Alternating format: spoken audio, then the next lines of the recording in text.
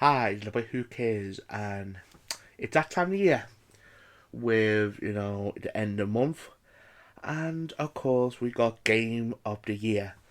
As we record this video, I'm recording this video 2 days before I announced the Game of the Year. I thought I'll give my top five, including my number one for my Game of the Year myself.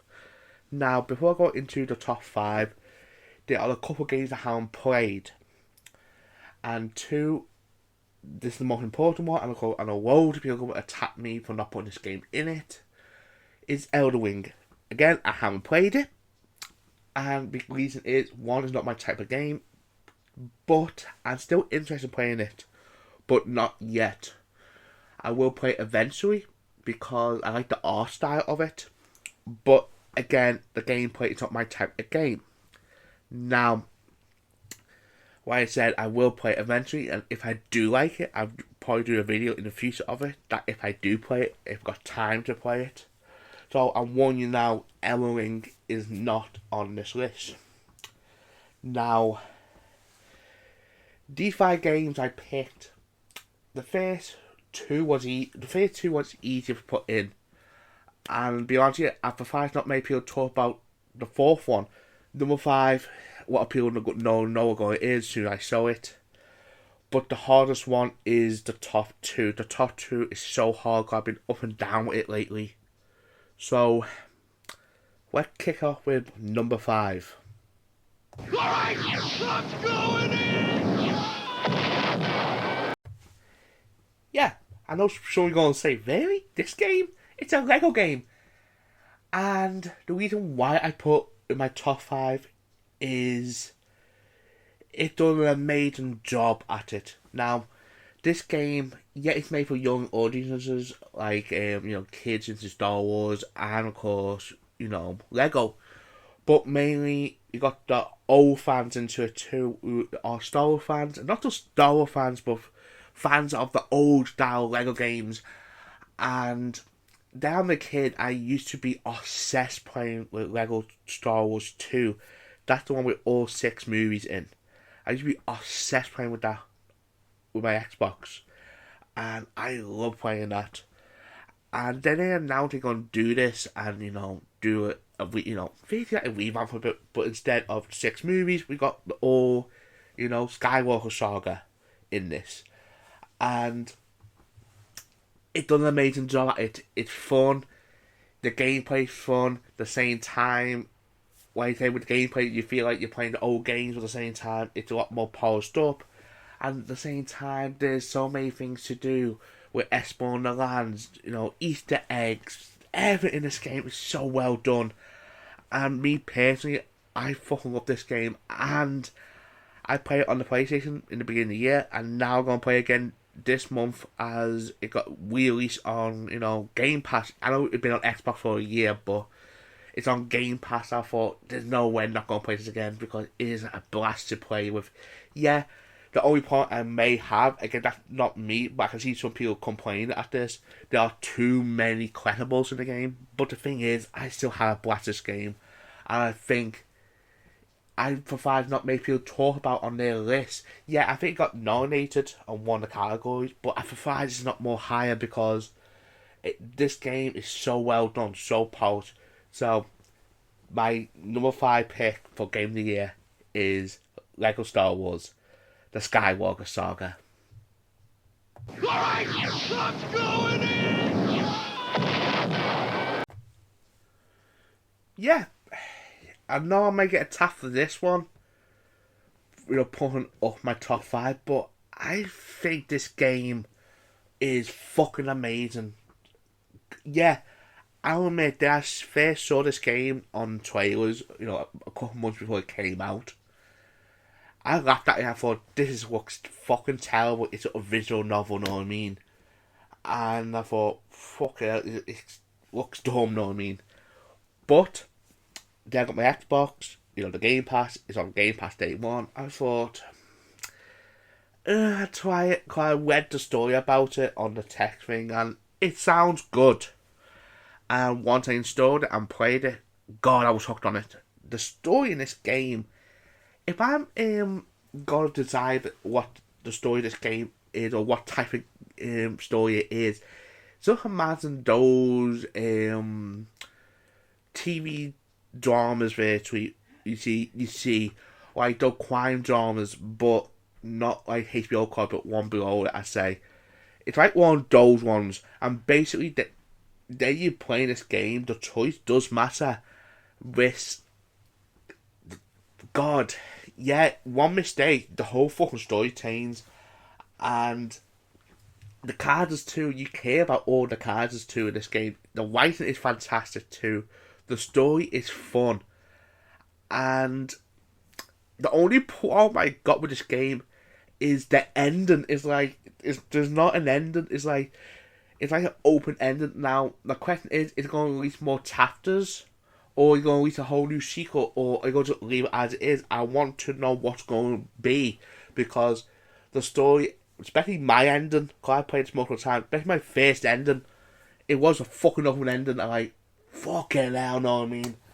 And I'm quite shocked not many people talk about this one. As, yeah, it compared to other games, yeah, it's the lowest budget one there. Because, like I said, it's just a video novel virtually most of the time. But the thing is, it's done a good job telling a fucking good story. And I hope more people give it a chance to play this game. And I think it got 3 nominations, but not in for common categories it was. But I hope they do win at least one, because I think they do deliver some recognition on this game. So my number 4 pick is At Dusk Falls. God, what a game. So we'll get to number 3. Alright, I'm going in! Yeah, this adorable cat game, yeah, is in my top 3. And the big reason is, it's not because it's cats or that. Again, that's a bonus. But the main reason why it's up there in my top 3 is the fucking world. God, this world is so good, so unique. Yeah, I know people say, yeah, but stuff Underworld proper been done before. Yeah, it has. But the thing is, the way it looks, and again, it's one of those games that you can play it right through it and you don't have to listen to the story and still enjoy it. But at the same time, the background tell you a fucking story about this world, and you want to know more about this world. The characters you see in this world, all robots. That's the thing too. All the cars are robots, and the thing is, you fucking care about them. Which again, that's fucking mental. Cause that's very rare. You see a fucking robot, you feel, oh, I want to help this robot. No, I mean, it got feelings, and you want to see what the history is. Like each town you see is so imaginative, and God, I want to see more of this world. I do hope again. Would a sequel make sense? Yes, but I can't see it with as a cat. You know what I mean? Do like a different animal, or if not, play. I won't be like one of the robots exploring this world, because this world is so fascinating. Now the gameplay may not be the best, because there's some faults in the gameplay, but at the same time, what can you moan at? It's a fucking adorable cat. You know what I mean? So, yeah, my number 3 game is Stray. Now, the next one's going to be hard because I've been swapping them over because these 2 games has been so fucking hard to pick. So, we'll get to number 2. Alright, I'm going in! Yeah. Whew. Yeah. After half thinking about this, yeah, I put this number 2 for one reason, which I'll explain in a minute. Now, the reason why it's my top 2, it's been hard, is A Plague's Tale. God, if you played the first game, that was a phenomenal game, and I find not many people played it first came out. Yeah, it got more recognition now, but they first came out, even I never heard of it, know what I mean? But once I got to play the first game, I told this in my review of this game virtually, that I played the first one on PlayStation Plus, and I felt bad because I wish I bought this game from day one, because this game was amazing. Now, the sequel came out, God, it's a gut puncher. And yeah, I will mention spoilers because I don't want to spoil for your review. And this one, I will mention spoilers. The reason why it is up so fucking high is the journey and the gut punch in the end. Then you find Hugo. You got to kill Hugo. You had no choice to kill him because you know he couldn't show his powers no more. And I'll admit that throw that thing at him, I did quite a bit. It was so gut punching, and the game looks. There's nothing to what makes this game even more special. The game visually looks fucking amazing, and God, it's been so. Again, I still think about that ending, and the journey of you guys, you're protecting your little brother. You're doing everything you can. The message about anger, to show your anger basically. Trauma. God, this story is so fascinating. And what's the big shock is, even though realistically you play from the first game and play from the second game, we sort of know really that the outcome is going to be killing Hugo. It's going to be. I think the shock is that this is done on the second game. Now, is the future going to be? Are we going to get the third game? I don't know. Again, I don't know. But what I can say is, this game was an amazing game, and my number 2 pick is A Plague's Tale Referendum. Now, I did say I'm going to explain the faults of this game, but I'm going to say it on my number 1. Okay? So, we get to my game of the year. Alright, I'm going in! Yep. My game of the year. I think most people go. It's a 50-50 argument with Elden Ring and this game. And some are going to say, mate, you had a hard time picking, God of War over Plague's Tale, Referendum. Yeah, I had a very hard time picking these two games. And because, to me, I'm being honest now, I like Plague's Tale story a bit better. A bit, not much, a bit. Because the story of both of these games are amazing. Now, the reason why I picked God of War is the gameplay. I think this gameplay is unbelievable. Like, it done everything from the first game, the last game, sorry, and improved on it. And the story itself, yeah, like I said before, I do prefer the God of War 1 story. But the story in this one takes chances, especially near the end game of the story, with the final stuff before the final battle, with a main character get killed off, and there's a big fucking twist that I gotta admit I never see it coming too. Which, God, and another thing too, it's the visuals. This game too looks, God, this is next level gen. Now, I know some people are gonna say, yeah, but you can play it on the PS4. Yeah, but even on the PS4, this game looks phenomenal. It looks amazing. I play on the PS5. And it's looking even better because you got the better frames, and the looks too. Looks beautiful too. And another thing too is the future of this franchise. Now, some people will say it cocked out on the ending. I don't think so. I think the reason why it don't end like that, I think it are going towards another territory. And I can't wait to see the future of this game. So, my game of the year is God of War Ragnarok. So, we'll get to my final thoughts of all this. So, yeah, that's my top 5. Now, I know loads of people are going to say, number 1 is obvious, Which, I think, like I said before, a lot of people on this year's Game Awards, or the, doing their list of the Game of the Year, a lot of people are going to pick Elden Ring, a lot of people are going to pick God of War Ragnarok. They are.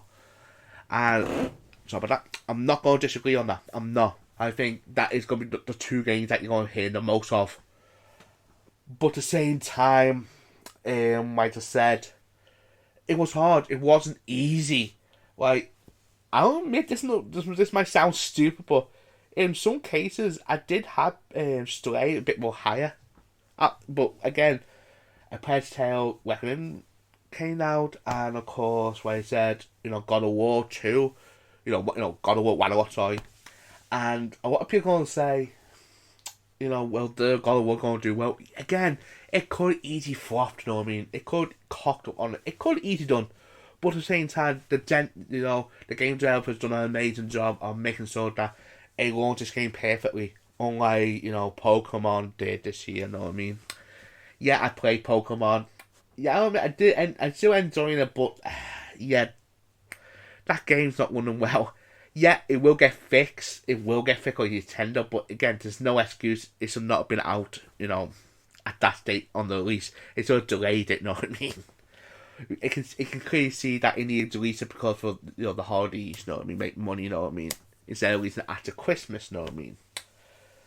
But that could have happened with God of War easily, but no, it launched it well. Now, will next year going to be? I don't know. I don't know what next is going to be honest with you, but at the moment now, I think this year, yeah, it's been an interesting year for games, but not the strongest year. I know people are going to attack me for that. What do you mean not the strongest year? Compared to other years, this has been an okay year of video games. And yet there's still some I haven't played yet. I'll admit, if I like them, I will put them on my next year's list, right? Stuff like Sonic Frontiers. I haven't played that yet, but I heard a lot of people saying that it's mixed. And like I said, with Elden Ring, if I like Elden Ring, I'll probably put them on the list next year if I got a chance to play that, you know what I mean? And the reason why that's going to be a hard one for me, because those type of games, like Demon Souls games or, those type of games, I can't get into because, not because it's too hard, I don't like frustrating games, you know what I mean? But I do like the art style. I give them that credit. I like the art style of these type of games. The art style is so fucking fun. So, yeah. So go that game. Then I got like the Marvel's Midnight Suns, I think it's called, the tactical game from the new tactical game for the Marvel, and that looks good. And that is more my type of game too. When again, I haven't played it. I know it just came out this week, but again, I haven't got time to play it. If that is good, I will put my next year's list, you know what I mean? Stuff like that, you know what I mean? There's been a few games that I haven't put on there. Yeah, I'll admit there's one game I came close to put on this list, but I thought it'd be lazy. Which I need to mention now, which is Persona 5 Wild. Got released on, on multiple platforms, Nintendo Switch and, of course, Xbox. And I've been playing it lately on my Xbox, with Game Pass. And the reason why I haven't put on here is I thought it was lazy because I played this game non-stop when it first came out. Can't remember how long ago, but I played the Royal version of it, and that game got me into the series, and I can't wait till after Christmas to play Persona 3 Golden, and I think it's number 3, both coming out on the same day. So my dad got a pop-up about it, but like they both come out the same day.